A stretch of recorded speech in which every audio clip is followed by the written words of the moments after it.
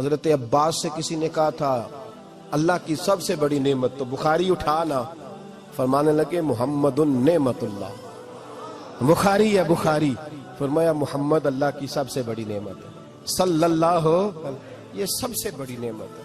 کچھ کہا تو صحیح نہ یار، ایک مجھے کہنے لگا نہیں وہ 9 ربیع الاول کو آئے تھے، تو میں نے کہا 9 کو میلاد مناؤ، کوئی مسئلہ نہیں، 9 کو میلاد مناؤ، کوئی مسئلہ ہی نہیں، ہم تو سارا سال مناتے ہیں، بس 9 کو مناؤ نا بھائی، کون کہتا ہے عید نہیں ہم کہتے؟ میں نے کہا چلو جشن میلاد کہہ لیا کرو، میلاد ہی کہہ لو، یہ کہہ لو، تم نے خوشی منانی ہے تو محفل میلاد کہہ لو، نہ عید کہو، عیدیں 2 ہی ہیں۔ میں نے کہا نہیں وہ بھی تیری غلطی ہے، میرے نبی نے کہا ہر جمعہ میری امت کی عید ہے۔ اور قرآن پاک پڑھ، حضرت عیسیٰ کہتے تھے یا اللہ جب تم منو سلوہ نازل کرے گا وہ دن ہمارے لیے عید کا دن ہوگا۔ اور سیاستہ پڑھ، حضرت عمر کہا کرتے تھے جس دن دین مکمل ہوا یوم اکملت، جس دن دین مکمل ہوا یوم اکملت لکم، یہ آیتیں نازل ہوئی، تو فرمایا وہ دن ہمارے لیے عید کا دن تھا۔ یہودی ہمیں کہتے تھے یہ آیتیں ہم پہ آتی تو ہم عید مناتے، یہ بھی تیری غلطی ہے کہ عیدیں 2 ہی ہیں۔ رب جب بھی کسی کو دید کرائے وہ عید کا ہی دن ہوتا ہے، وہ عید کا ہی دن ہوتا ہے بھائی۔ ہمارے لیے سب سے بڑی عید یہ ہے، اس لیے کہ باقی عیدیں اسی عید کا صدقہ ہے، صلی اللہ تعالی علیہ۔ تو عید میلاد النبی پہ اظہار مسرت کرنا، خوشی کا اظہار کرنا، خوشی کا اظہار کرنا، یہ تو ایمانی تقاضا ہے، یہ تو روح کا تقاضا ہے، یہ تو اندر اچھلتا ہے۔ شریعت جتنی ہمیں اجازت دیتی ہے اتنا ہم کرتے ہیں، اور کوئی میلاد کی محفل میں کوئی ایسا کام نہیں ہوتا جو شریعت سے ٹکراتا ہو۔ پہلے کیا ہوتا ہے؟ تلاوت، منع ہے قرآن پڑھنا۔ دوسرا کیا ہوتا ہے؟ اتنا درجہ ہے نعت کا، اب تو نہ نعت پڑھنے والے رہے نہ سننے والے رہے، دونوں میں ہی کمی ہے۔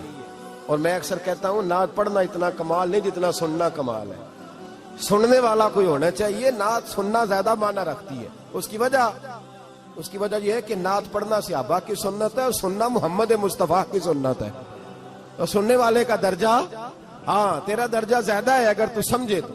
اور اتنا بڑا درجہ کہ حضرت احسان بن ثابت نعت پڑھے تو نبی پاک اپنی چادر ممبر پہ بچھائے اور وہ میں نیچے نہ پاڑ، ادھر میرے ممبر پہ بیٹھ کے پاڑے، یہ کوئی معمولی بات ہے؟ رسول اللہ کی نعت سننا، بلغ العلا بے کمال ہی کشفت دجا بے جمال ہی حسنت جمیع۔ شیخ سعدی کہتے ہیں 3 فقرے لکھے تو چوتھا ہوتا ہی نہیں تھا، میں سو گیا، بڑا پریشان تھا کہ چوتھا فقرہ نہیں بن رہا۔ بلغ العلا بے کمال ہی کشفت دجا بے حسنت جمیع، چوتھا لکھا نہیں جاتا تھا، نیند آ گئی، میری آنکھ لگی تو محبوب کا دیدار ہوا۔ حضور نے فرمایا پریشان پڑے ہو؟ میں نے کہا محبوبہ 3 لکھے ہیں چوتھا بن ہی نہیں رہا۔ حضور نے فرمایا چل سنا نا مجھے، یہ چھوٹا نعت پڑھنا کوئی چھوٹا کام ہے؟ یہ تو ہم نے کھاتا ہی غلط لوگوں کو دے دیا ہے، وہ تو اس قابل ہی نہیں تھے کہ نعت سنی جاتی۔ بلغ العلا بے، شیخ سعدی کہتے ہیں میں سنانے لگا اور مصطفیٰ سننے لگے۔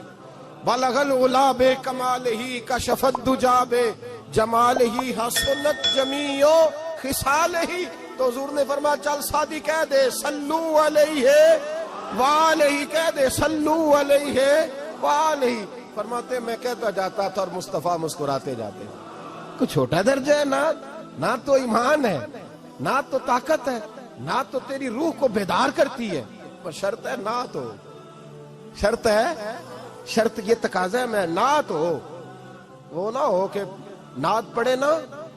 میرے حضرت صاحب فرماتے ہیں نعت کا مقصد ہے جب بندہ نعت پڑھے تو اس کا دل نبی پاک کے گنبد کی طرف جائے، جب نعت سنے تو اس کی توجہ رسول پاک کی جانب جائے، یہ نہ ہو کہ نعت سنے تو توجہ گانے کی جانب جائے، یہ نہ ہو کہ نعت ہو رہی ہو تو لوگ کہیں، میرے کان میں لوگ کہہ دیتے ہیں، آپ یقین کریں محفل میں بیٹھے لوگ کہتے ہیں فلانے گانے کی طرز پہ لاندہ جی، تو کدھر گیا دھیان اس کا؟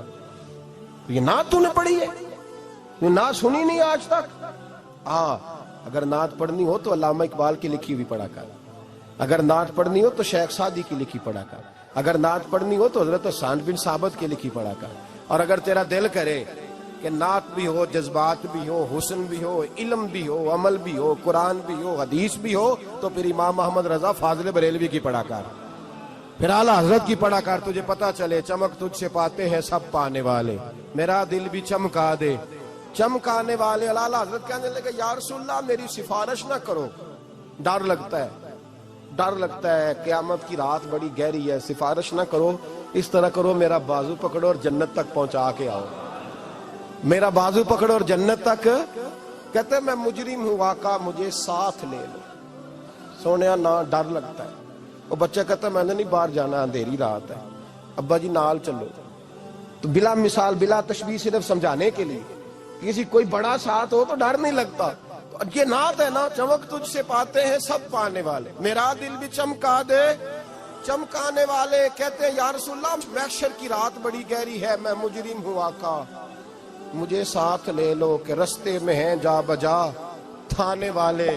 سونے جرم کر کے آیا اور پکڑا نہ جاؤں کہیں، مہربانی کر مجھے پردوں میں چھپا لے، مجھے مدثر اور مزمل کی چادر کے نیچے کر لے، میں مجرم ہوں آقا مجھے ساتھ لے لو کہ رستے میں ہیں جا بجا تھانے والے. اور پھر تڑپ اٹھے، کہنے لگے کوئی یہ نہ سمجھے وہ چلے گئے، تو زندہ ہے واللہ تو زندہ ہے واللہ، میری چشم عالم سے چھپ جانے والے، میری چشم عالم سے چھپ جانے